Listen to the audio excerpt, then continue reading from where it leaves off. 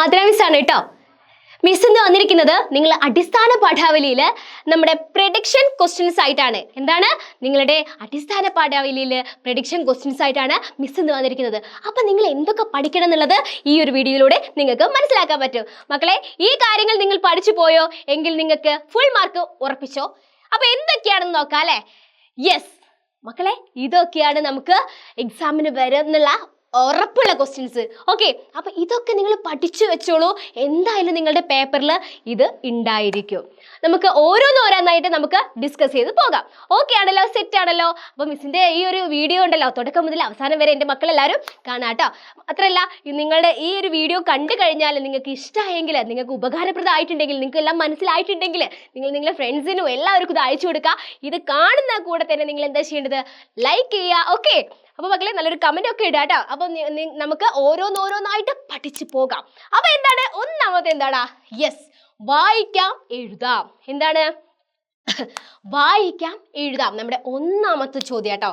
അപ്പൊ നിങ്ങൾക്ക് ഈ ഒരു ചോദ്യം എന്തായാലും വന്നിട്ടില്ലെങ്കിൽ നോക്കിക്കോ, വരാൻ ചാൻസ് ഉള്ളതും വന്നിരിക്കും. ഉറപ്പാണ്, മിസ്സാണ് പറയുന്നത്, വന്നിരിക്കും. ഓക്കെ, അപ്പം വായിക്കാം എഴുതാം എന്നൊരു ചോദ്യത്തിന് ഒരു കഥയായിരിക്കാം, ഒരു കവിതയായിരിക്കാം നിങ്ങൾക്ക് ചോദ്യ പേപ്പറിൽ തരും. അപ്പൊ നിങ്ങൾ എന്താ ചെയ്യേണ്ടത്? നന്നായിട്ട് അതൊന്ന് വായിച്ചു നോക്കുക. എന്താണ് അതിൽ പറയുന്നത് എന്ന് വ്യക്തമാക്കിയിട്ട് മനസ്സിലാക്കി വെക്കുക.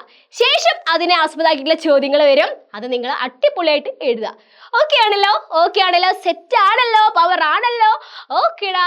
അങ്ങനെയാണെങ്കിൽ നമുക്ക് വേഗം നമ്മുടെ അടുത്ത ചോദ്യത്തിലേക്ക് കിടക്കാം. അടുത്ത എന്താണ്? വിശകലന കുറിപ്പ്. വിശകലന കുറിപ്പില്ലാത്ത ചോദ്യ പേപ്പറോ? No chance. ഓക്കെ, അപ്പൊ നിങ്ങൾക്ക് എന്തായാലും വിശകലന കുറിപ്പ് വന്നിരിക്കും കേട്ടോ. അപ്പൊ എന്താ ചെയ്യേണ്ടത്? വിശകലന കുറിപ്പ് എങ്ങനെയാണ് എഴുതേണ്ടത്, എങ്ങനെയൊക്കെ എഴുതിയാലാണ് മാർക്ക് കിട്ടാന്ന് മിസ് അടുത്ത വീഡിയോസും കാര്യങ്ങളൊക്കെ ആയിട്ട് വരും. അതേപോലെ തന്നെ ഇതൊക്കെ മിസ് പറഞ്ഞിട്ടുള്ള കാര്യം, എങ്ങനെ എഴുതണം എന്നുള്ള കാര്യങ്ങളൊക്കെ നമ്മൾ ഡിസ്കസ് ചെയ്താണ്. എങ്കിൽ പോലും എൻ്റെ മക്കൾക്ക് എക്സാം ആവാനായതാണ്, ചിലപ്പോൾ മറന്നു പോയിട്ടൊക്കെ ഉണ്ടെങ്കിൽ പൊടി തട്ടാൻ വേണ്ടിയിട്ടാണ് മിസ് ഇതായിട്ട് ഒന്നും കൂടെ വന്നിരിക്കുന്നത് കേട്ടോ. അപ്പൊ എന്താണ്? വിശകലന കുറിപ്പ് നന്നായിട്ട് പഠിച്ചോളൂ. വിശകലന കുറിപ്പ് നിങ്ങൾക്ക് എക്സാമിന് എന്തായാലും വന്നിരിക്കും. അപ്പം എങ്ങനെയാണ് വിശകലന കുറിപ്പ് എഴുതാൻ നോക്കി മിസ് പറഞ്ഞുതരാം. അടുത്തത് വർണ്ണന. എന്താണ് വർണ്ണന? നമ്മൾ മൂന്നാമത് ഡിസ്കസ് ചെയ്യാൻ പോകുന്നത് വർണ്ണനയാണടാ. നിങ്ങളുടെ ക്വസ്റ്റ്യൻ പേപ്പർ തുറക്കുമ്പോൾ വർണ്ണന എഴുതുക. നിങ്ങൾക്ക് വന്നിട്ടില്ലെങ്കിൽ നിങ്ങൾ മിസ്സിനോട് ചോദിച്ചോളൂ, എന്താണ് മിസ്സേ വരാഞ്ഞത്? വന്നിരിക്കും. അതുകൊണ്ട് നന്നായിട്ട് പഠിച്ചു വെച്ചോ. വർണ്ണന നിങ്ങൾക്ക് തയ്യാറാക്കാറുണ്ടായിരിക്കും. വർണ്ണിച്ചങ്ങട്ട് എഴുതിക്കോളാം. ഓക്കെ, എന്തിനെ കുറിച്ചാണോ വർണ്ണിച്ച് എഴുതാൻ പറഞ്ഞതെന്ന് വെച്ചാൽ അതിനെക്കുറിച്ച് നിങ്ങൾക്ക് അറിയാവുന്ന കാര്യങ്ങളൊക്കെ വെച്ചിട്ട് നല്ല അടിപൊളിയായിട്ട് വർണ്ണിച്ചങ്ങട്ട് വെച്ച് കാച്ച. റെഡി ആണല്ലോ? അങ്ങനെയാണെങ്കിൽ നമുക്ക് അടുത്തയിലേക്ക് പോകാം. സംഭാഷണം. എന്ത് സിമ്പിൾ ആയിട്ടുള്ള കാര്യം അല്ലേ സംഭാഷണം? യെസ്, മിസ് ഇപ്പം നിങ്ങളോട് സംസാരിച്ചുകൊണ്ടിരിക്കുകയാണല്ലോ. നിങ്ങൾ എന്നോട് സംസാരിക്കുന്നുണ്ടാവുമായിരിക്കും. അവിടെ മിസ് ഓരോന്ന് ചോദിക്കുമ്പോൾ അതിനനുസരിച്ച് മറുപടി പറയുന്നുണ്ടായിരിക്കും. യെസ്, ഒന്നോ അതിലധികമോ ആളുകൾ തമ്മിൽ സംസാരിക്കുന്നതിനെയാണ് സംഭാഷണം എന്ന് പറയുന്നത് അല്ലേ? അപ്പോൾ എന്താണ്? നിങ്ങൾക്ക് ക്വസ്റ്റ്യൻ പേപ്പറിൽ സംഭാഷണം ഉണ്ടായിരിക്കും. അപ്പം സംഭാഷണം പഠിച്ചു വെച്ചോളൂ. നമ്മളെ പാഠഭാഗത്തിലൊക്കെ നമ്മൾ സംഭാഷണം പഠിച്ചിട്ടുള്ള കാര്യമാണ് അല്ലേ? അപ്പം നിങ്ങൾക്ക് അതൊന്നും അറിയാതിരിക്കില്ല, എല്ലാവർക്കും നന്നായിട്ട് അറിയും. ഓക്കെ, എന്നാലും മിസ് പറഞ്ഞു തരാണ്, സംഭാഷണം നിങ്ങൾക്ക് ക്രിസ്മസ് എക്സാമിന് ഉണ്ടായിരിക്കും. അടുത്തതോ ഉപന്യാസം. ഉപന്യാസം ഉണ്ടാവാതിരിക്കോ? ഉപന്യാസം എന്തായാലും ഉണ്ടായിരിക്കും. അപ്പൊ ഉപന്യാസം എങ്ങനെയാണ് എഴുതേണ്ടത്? എങ്ങനെയാണ്? നിങ്ങൾ പാരാഗ്രാഫ് ആക്കിയിട്ട് എഴുതാൻ മറക്കരുത്. ഉപന്യാസം എഴുതുമ്പോൾ അതിന്റെ ഘട്ടങ്ങളൊക്കെ നിങ്ങൾ ഫോളോ ചെയ്തിട്ട് വേണം ഉപന്യാസം തയ്യാറാക്കാൻ. അപ്പം ഉപന്യാസം എഴുതുമ്പോൾ നിങ്ങൾക്ക് ഫുൾ മാർക്ക് കിട്ടുമല്ലോ. മിസ് എപ്പോഴും പറയുന്ന പോലെ വെറുതെ വാരി വലിച്ച് എഴുതാതിരിക്കാം. വാരി വലിച്ച് എഴുതി കഴിഞ്ഞാൽ മാർക്ക് കിട്ടൂല. അപ്പൊ എന്താ ചെയ്യേണ്ടത്? വ്യക്തമായിട്ട് നിങ്ങൾക്ക് അറിയാവുന്ന കാര്യങ്ങൾ മാത്രം വെച്ച് ഉൾപ്പെടുത്തിക്കൊണ്ടായിരിക്കണം എന്ത് എഴുതേണ്ടത്? ഉപന്യാസം തയ്യാറാക്കേണ്ടത്. അപ്പൊ എൻ്റെ മക്കൾക്ക് അതിൽ ഫുൾ മാർക്ക് കിട്ടുമല്ലോ. നിങ്ങൾ അങ്ങനെ ആ രീതിയിൽ എഴുതി കഴിഞ്ഞാൽ ആ ഒരു പേപ്പർ നോക്കുന്ന ഏത് ടീച്ചേഴ്സിനാണെങ്കിലും നിങ്ങൾക്ക് ഫുൾ മാർക്ക് തരാതിരിക്കാൻ യാതൊരു നിർവാഹവും ഉണ്ടാവില്ല. കാരണം എന്താണ്? നിങ്ങൾക്ക് ഫുൾ മാർക്ക് തന്നിരിക്കും. ഈ കുട്ടി ഈ കാര്യങ്ങളെല്ലാം ഉൾപ്പെടുത്തി, ഈ നിയമങ്ങളെല്ലാം മനസ്സിലാക്കിക്കൊണ്ടാണ് ഉപന്യാസം തയ്യാറാക്കിയിരിക്കുന്നത്. അതുകൊണ്ട് ആ കുട്ടിക്ക് ഫുൾ മാർക്ക് കൊടുത്തേ പറ്റൂ എന്ന് ടീച്ചേഴ്സ് ചിന്തിക്കും. ഓക്കെ, അതുകൊണ്ട് തന്നെ നിങ്ങൾക്ക് ഫുൾ മാർക്ക് കിട്ടും ചെയ്യും. അപ്പം ഉപന്യാസം മക്കളെ ക്രിസ്മസ് എക്സാമിന് വന്നിരിക്കും. ഓക്കെ ആണല്ലോ. അടുത്തത് എന്താണ്? താരതമ്യക്കുറിപ്പ്. താരതമ്യക്കുറിപ്പ് ഇല്ലാത്ത ക്വസ്റ്റ്യൻ പേപ്പർ ഉണ്ടോ? മിസ് കണ്ടിട്ടില്ല കേട്ടോ. നിങ്ങൾ കണ്ടിട്ടുണ്ടോ? ഓക്കെ, താരതമ്യക്കുറിപ്പ് എങ്ങനെയാണ് എഴുതുക?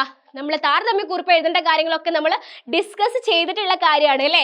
നമ്മൾ ഓരോ പാഠം പഠിക്കുമ്പോഴും അതിലെ ആക്ടിവിറ്റീസ് കാര്യങ്ങളൊക്കെ നമ്മൾ ചെയ്തു പോകാറുണ്ട് അല്ലേ. അപ്പൊ നിങ്ങൾക്ക് അറിയാത്ത ഓരോ ചോദ്യങ്ങളും മിസ് അത് ഡിസ്കസ് ചെയ്തിട്ടാണ് നമ്മൾ പോകാറ്. അതുകൊണ്ട് തന്നെ താരതമ്യക്കുറിപ്പ് എൻ്റെ മക്കൾക്ക് അറിയാതിരിക്കില്ല. അപ്പൊ എന്താ ചെയ്യേണ്ടത്? ക്വസ്റ്റ്യൻ പേപ്പറിൽ താരതമ്യക്കുറിപ്പ് എന്ന് കേൾക്കുമ്പോൾ മിസ്സിനെ ഓർത്തോളൂ, മിസ് പറഞ്ഞ കാര്യങ്ങളൊക്കെ ഓർത്തോളൂ, ഏത് രീതിയിൽ എഴുതണം എന്നുള്ള കാര്യങ്ങളൊക്കെ മിസ് പറഞ്ഞ പോലെ ഓർത്തുന്നോളൂ. യെസ്, താരതമ്യക്കുറിപ്പ് വന്നിരിക്കും. ക്രിസ്മസ് എക്സാമിന് താരതമ്യക്കുറിപ്പ് എഴുതുക. അയ്യോ, ആതിര മിസ് പറഞ്ഞ കാര്യമാണല്ലോ, താരതമ്യക്കുറിപ്പ് വന്നിരിക്കുന്നു.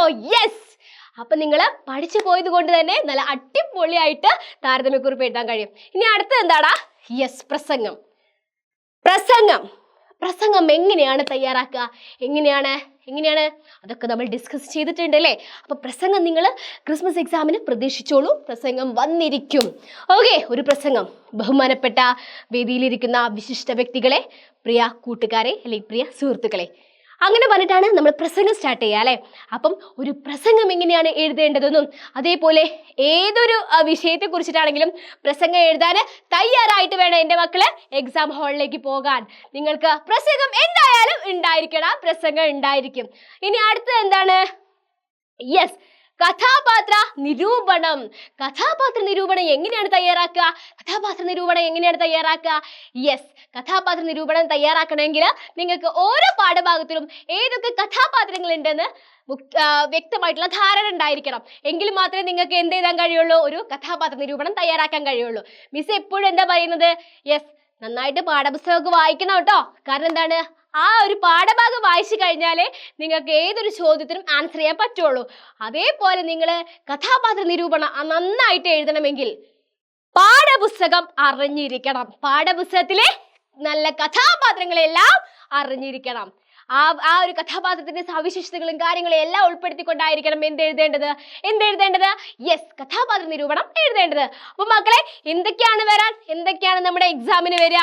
വായിക്കാം, എഴുതാം. അതൊരു കഥയായിക്കോട്ടെ, കവിത ആയിക്കോട്ടെ, വന്നിരിക്കും. വായിക്കാം, എഴുതാം, വന്നിരിക്കും. വിശകലനക്കുറിപ്പ് നിങ്ങൾക്ക് നാളത്തെ എക്സാമിന് വന്നിരിക്കും.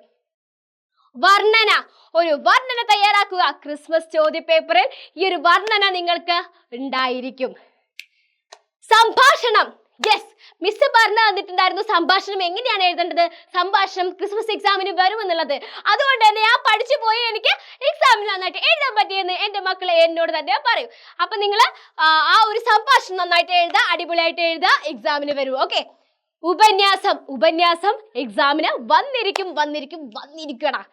താരതമ്യം ചെയ്തിട്ട് ഒരു കുറിപ്പ് എഴുതാനാണ് പറഞ്ഞിരിക്കുന്നത് അല്ലെ. അപ്പം താരതമ്യക്കുറിപ്പില്ലാത്ത ക്വസ്റ്റ്യൻ പേപ്പർ ഉണ്ടോ? താരതമ്യക്കുറിപ്പ് നിങ്ങൾക്ക് വന്നിരിക്കും.